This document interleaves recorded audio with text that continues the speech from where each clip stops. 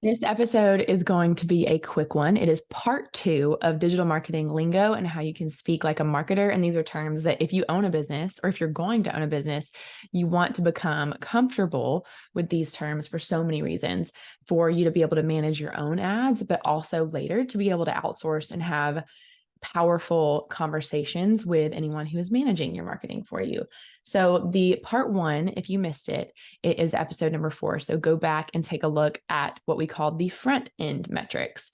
This short video and podcast is going to be on the back end metrics. So these are kind of the things you really care about. It's the sales, it's the leads, it's the conversion. So we're going to take a look at those terms. And don't forget, in case you missed it from the previous part one of this, I have a 2-page document for you that outlines all of these terms, plus even more. So many acronyms, just like any industry, there's all the words that people use, and you'll be glad that you know what all of these mean. So you can get that at ashleybrock.com/lingo, and it's a 2-page document, and it'll give you everything that we cover today and also list it out almost like a worksheet that you can always reference. It's like having your timetables memorized. Do you remember those from elementary or I guess it was elementary school, middle school? Gosh.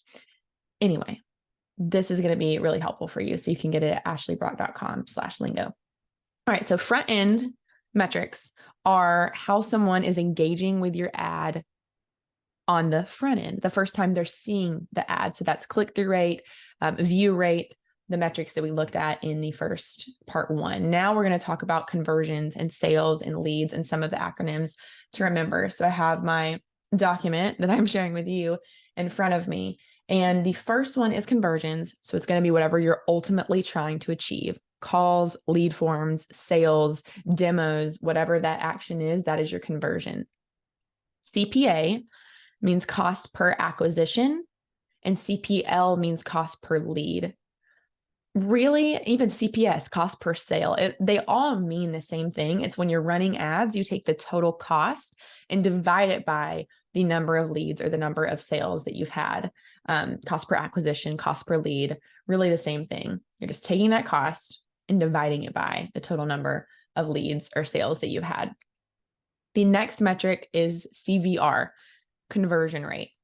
And in Google Ads, if you're logged into your Google Ads account, it's actually CONV dot. They kind of abbreviate the word conversions in there, but it's conversion rate. So conversion rate is the percentage of all the people that clicked on your ad that actually moved forward and submitted a lead or a purchase and made a sale.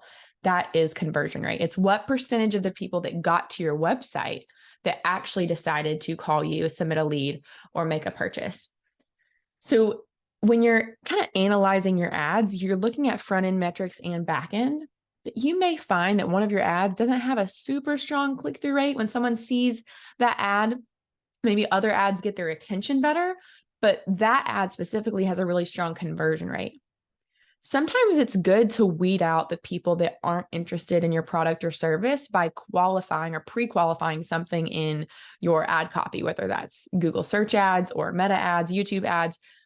By eliminating some of the people, if it's something, maybe it's a price point, maybe it's starting from this price point, don't worry about eliminating people from clicking, especially in Google search ads and even Meta, you can set up to only pay when someone actually clicks.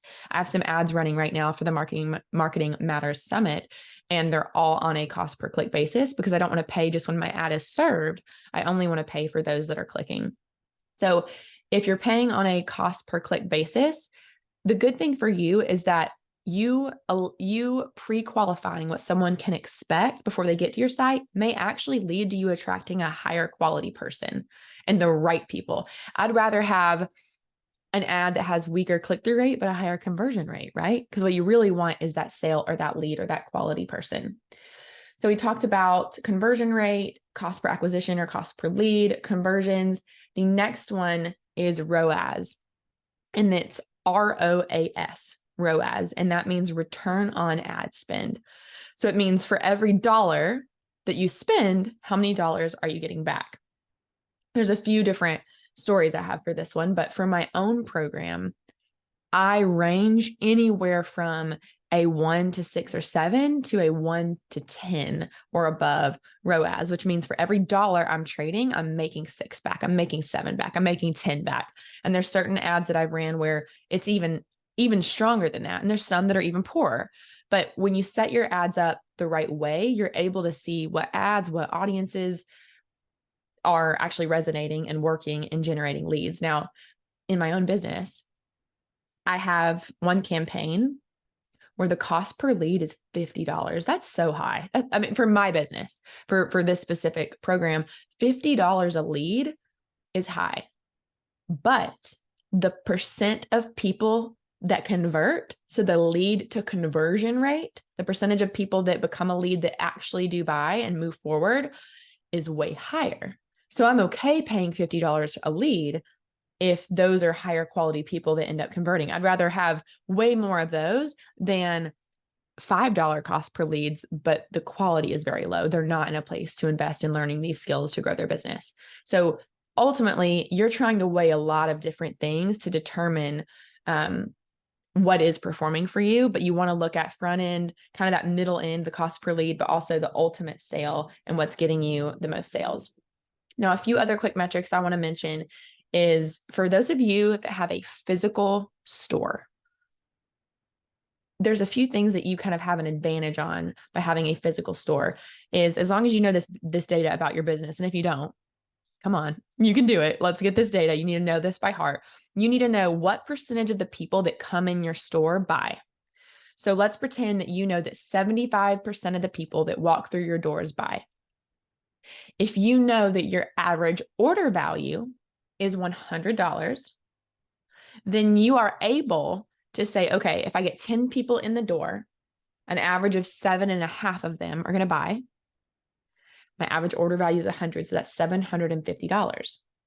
So you may end up using one of Google's ads that is designed to get people in store. And even if you spent $100 a day, you know that 10 people in the door ultimately averages to $750. So in that case, you would be getting a 7.5 ROAS, $7.50 for every $1 you spend.